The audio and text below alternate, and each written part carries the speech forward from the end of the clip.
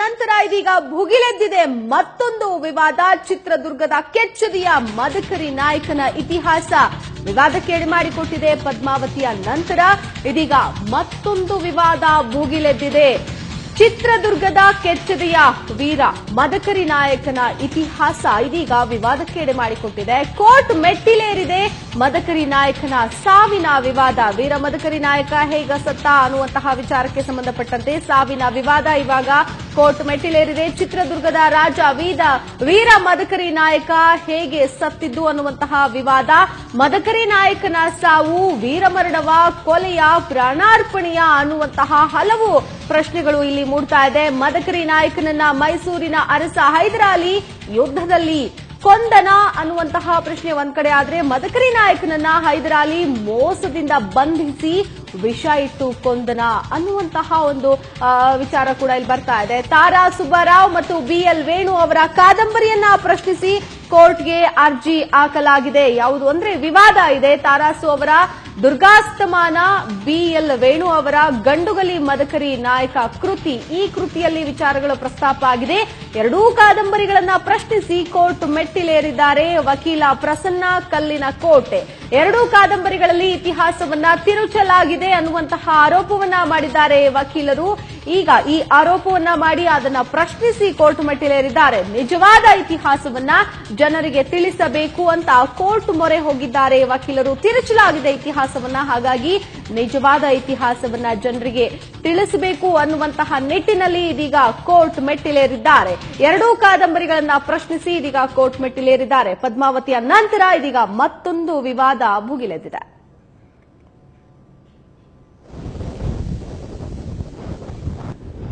ಚಿತ್ರದುರ್ಗದ ಮದಕರಿ ನಾಯಕನ ಕುರಿತು ಬರೆದ ಎರಡು ಕಾದಂಬರಿಗಳಲ್ಲಿ ನಿಜವಾದ ಇತಿಹಾಸವನ್ನ ಅಲ್ಲಿ ತಿರುಚಲಾಗಿದೆ ಅನ್ನುವಂತಹ ಒಂದು ವಿಷಯ. ಪದ್ಮಾವತಿಯ ನಂತರ ಇದೀಗ ಮತ್ತೊಂದು ವಿವಾದ ಭುಗಿಲೇಳ್ತಾ ಇದೆ. ಚಿತ್ರದುರ್ಗದ ಕೆಚ್ಚೆದೆಯ ಮದಕರಿ ನಾಯಕನ ಇತಿಹಾಸ ವಿವಾದಕ್ಕೆ ಎಡೆ ಮಾಡಿಕೊಟ್ಟಿದೆ. ಯಾಕಂತಂದ್ರೆ ಈ ಕಾದಂಬರಿಗಳಲ್ಲಿ ಇತಿಹಾಸವನ್ನ ತಿರುಚಲಾಗಿದೆ ಅನ್ನುವಂತಹ ಆರೋಪ. ಚಿತ್ರದುರ್ಗದ ರಾಜ ವೀರ ಮದಕರಿ ನಾಯಕ ಸತ್ತಿದ್ದು ಹೇಗೆ, ಅದು ಸಾವ ಅಂದ್ರೆ ವೀರ ಮರಣನ, ಪ್ರಾಣಾರ್ಪಣೆಯ, ಕೊಲೆಯ, ಹೀಗೆ ಮೂರು ಪ್ರಶ್ನೆಗಳು ಇಲ್ಲಿ ಉದ್ಭವ ಆಗಿದೆ. ಮದಕರಿ ನಾಯಕನನ್ನ ಮೈಸೂರಿನ ಅರಸ ಹೈದರಾಲಿ ಯುದ್ಧದಲ್ಲಿ ಕೊಂದನ ಅಂದ್ರೆ ಅವರು ವೀರ ಮರಣವನ್ನು ಅಪ್ಪಿದ್ರು ಅನ್ನುವಂಥದ್ದು ಗೊತ್ತಿರುವಂಥದ್ದು. ಇದರ ಮದಕರಿ ನಾಯಕನನ್ನ ಹೈದರಾಲಿ ಮೋಸದಿಂದ ಬಂಧಿಸಿ ವಿಷ ಇಟ್ಟು ಕೊಂದನ ಅನ್ನುವಂಥದ್ದು ಮತ್ತೊಂದು ಕಡೆ. ತಾರಾ ಸುಬ್ಬರಾವ್ ಮತ್ತು BL ವೇಣು ಅವರ ಕಾದಂಬರಿಗಳಲ್ಲಿ ಈ ವಿಚಾರದ ಕುರಿತು, ಇತಿಹಾಸದ ಕುರಿತು ಪ್ರಸ್ತಾಪ ಆಗಿದೆ. ಇದನ್ನ ಪ್ರಶ್ನಿಸಿ ಇದೀಗ ಕೋರ್ಟ್ಗೆ ಅರ್ಜಿ ಹಾಕಲಾಗಿದೆ. ತಾರಾಸು ಅವರ ದುರ್ಗಾಸ್ತಮಾನ ಮತ್ತೆ BL ವೇಣು ಅವರ ಗಂಡುಗಲಿ ಮದಕರಿ ನಾಯಕ ಕೃತಿ, ಈ ಕೃತಿಗಳಲ್ಲಿರುವಂತಹ ಇತಿಹಾಸವನ್ನ ಪ್ರಶ್ನಿಸಿ ಇದೀಗ ಕೋರ್ಟ್ ಮೆಟ್ಟಿಲೇರಲಾಗಿದೆ.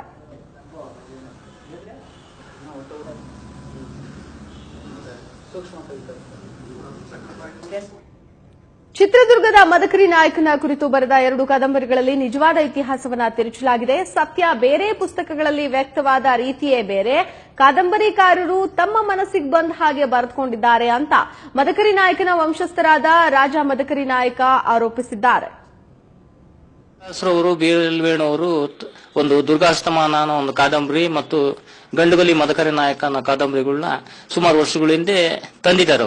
ಅವರು ಅಭಿಮಾನದಿಂದನೂ ಏನೋ ಅವ್ರು ತಮಗೆ ತಿಳಿದು ಕಾಲ್ಪನಿಕವಾಗಿ ಚಿತ್ರಿಸುತ್ತ ಹೋಗ್ತಿರೋದ್ರಿಂದ ನೈಜ ಚಿತ್ರದುರ್ಗದ ಇತಿಹಾಸನ ಇವರಿಬ್ರು ಕಗ್ಗೊಲೆ ಮಾಡಿದ್ದಾರೆ ಅಂತೇಳಿ ನಾನು ಹೇಳಕ್ಕೆ ಅತ್ಯಂತ ನೋವಿನಿಂದ ಹೇಳ್ತೀನಿ. ನಾನು 1779ರಲ್ಲಿ ಚಿತ್ರದುರ್ಗ ಪತನ ಆದ್ಮೇಲೆ ಅವ್ರನ್ನ ಒಂದು ಮುಳ್ಳಿನ ಪಂಜರದಲ್ಲಿ ಹಾಕಿ ಕೈ ಸೆರೆ ಹಿಡಿದು ಕರ್ಕೊಂಡು ಹೋಗ್ತಾರೆ. ರಾಜಸಂಧಾನಕ್ಕಂತ ಕರೆದು, ಯುದ್ಧ ಅಲ್ಲ ಅದು, ಮೋಸ ವಂಚನೆಯಿಂದ ಅದು ಕೈ ಸೆರೆ ಹಿಡಿದು ಬಿಡ್ತಾರೆ.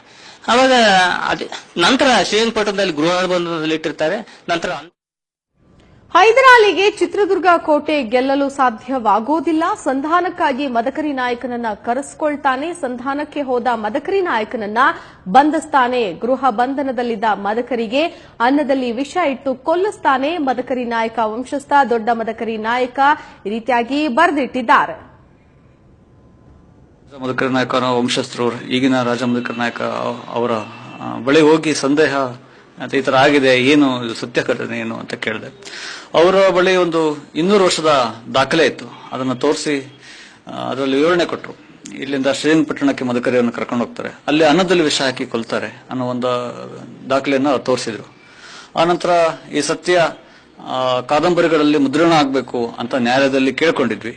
ಆ ನ್ಯಾಯಾಲಯ ಪ್ರಕಾಶಕರಿಗೆ ನೋಟಿಸ್ ಕೊಟ್ಟಿದೆ.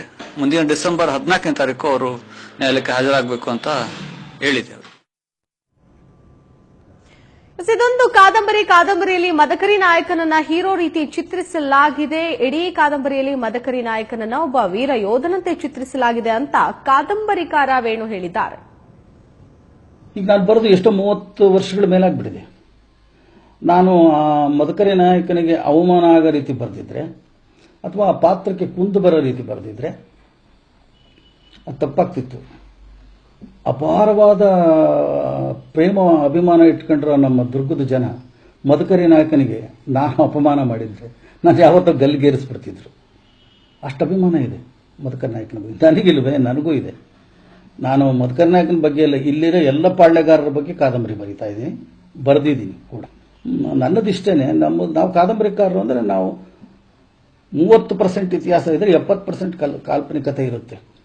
ಮತ್ತು ನಮಗೆ ಅದು ಸಂದರ್ಭೋಚಿತವಾಗಿ ಅದನ್ನು ತಿದ್ದಿಕೊಳ್ಳೋ ಸ್ವಾತಂತ್ರ್ಯ ಇದೆ. ಅದಕ್ಕೆ ಪೊಲಿಟಿಕಲ್ ಲೈಸೆನ್ಸ್ ಅಂತಲೇ ಹೇಳ್ತಾರೆ. ಅದರಿಂದ ನಾವು ಮದಕರಿ ನಾಯಕನಿಗೆ ಅಗೌರವ ತಂದುಕೊಡೋ ರೀತಿಯಲ್ಲಿ ನಾವು ಯಾರಾದರೂ ಲೇಖಕರು ಬರೆದಿದ್ರೆ ಅದು ತಪ್ಪಾಗುತ್ತಷ್ಟೇ. ಆ ಪಾತ್ರಕ್ಕೆ ಒಂದು ಘನತೆ ತಂದುಕೊಡೋ ರೀತಿಯಿಂದ ನಾವೇನಾದ್ರು ಅಲ್ಪ ಸ್ವಲ್ಪ ಬದಲಾವಣೆ ಮಾಡ್ಕೊಂಡಿದ್ರೆ ಅದು ನನ್ನ ದೃಷ್ಟಿ ಒಳಗೆ ಏನು ತಪ್ಪು ಅಂತ ಅನ್ಸಲ್ಲ. ನನಗೇನು ಸಂಬಂಧನೇ ಇಲ್ಲ. ನನ್ನ ಹತ್ರ ಬಂದಿಲ್ಲ ಅಂತ ಕೇಸ್ ಈ ಕುರಿತು ಮತ್ತಷ್ಟು ಡೀಟೇಲ್ಸ್ ಕೊಡ್ತಾರೆ ನಮ್ಮ ಪ್ರತಿನಿಧಿ ರಾಜೇಶ್.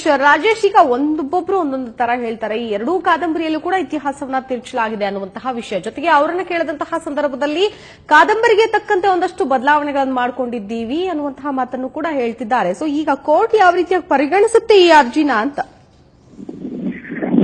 ಹೌದು ಶಿಲ್ಪ, ಏನಂತಂದ್ರೆ ಈಗಾಗಲೇ ಕಾದಂಬರಿಕಾರರು ಏನ್ ಹೇಳ್ತಾರೆ ಅಂತಂದ್ರೆ, ನಾವು ಏನೋ ಒಂದು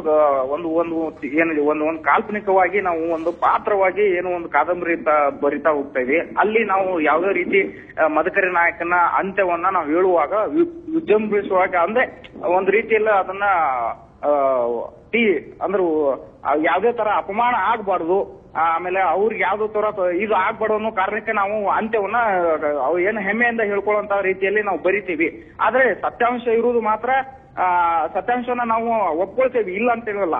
ಆದ್ರೆ ನಮ್ಮ ಕಾದಂಬರಿಯನ್ನ ನಾವು ಪಾತ್ರವಾಗಿ ಇದನ್ನ ಮಾಡ್ತೀವಿ ಅಂತ ಹೇಳ್ತಾರೆ. ಬಟ್ ಆದ್ರೆ ಇರುವಂತ ವಂಶಸ್ಥರು ಏನು ಆರೋಪ ಮಾಡ್ತಾ ಇದಾರೆ ಅಂದ್ರೆ, ಇವರು ಸತ್ಯವನ್ನ ಮರೆಮಾಚಿ ಏನಂತಂದ್ರೆ ತಮ್ಮ ಕಾಲ್ಪನಿಕ ಇದ್ರೊಳಗೆ ಏನು ಸಾವನ್ನ ಈ ತರ ಬರೆದಿದ್ದಾರೆ. ಆದ್ರೆ ನಾವು ಈಗಾಗಲೇ ನಾವು 2-3 ಸಲ ಕೇಳ್ಕೊಂಡಿದ್ವಿ. ಆದ್ರೆ ಪ್ರಕಾಶಕರು ಈಗ ನಾವು ನೋಟಿಸ್ ನೀಡ್ತಾ ಇದೀವಿ.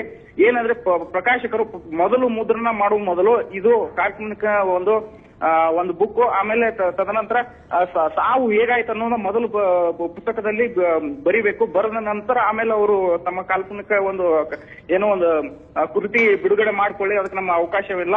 ಹಾಗಾಗಿ ನಾವು ಈಗ ದುರ್ಗಾಸ್ತಮಾನ ಮತ್ತು ದಂಡದಲ್ಲಿ ಮದಕರಿ ನಾಯಕ ಕೃತಿಗಳು ಇದಾವೆ. ಈ ಕೃತಿಗಳ ವಿರುದ್ಧ ಈ ಪ್ರಕಾಶಕರ ವಿರುದ್ಧ ಒಂದು ಕೋರ್ಟ್ ಮೆಟಲ್ ಇರ್ತಾರೆ ಅಂತಾನೆ ಹೇಳ್ಬೋದು ಶಿಲ್ಪ.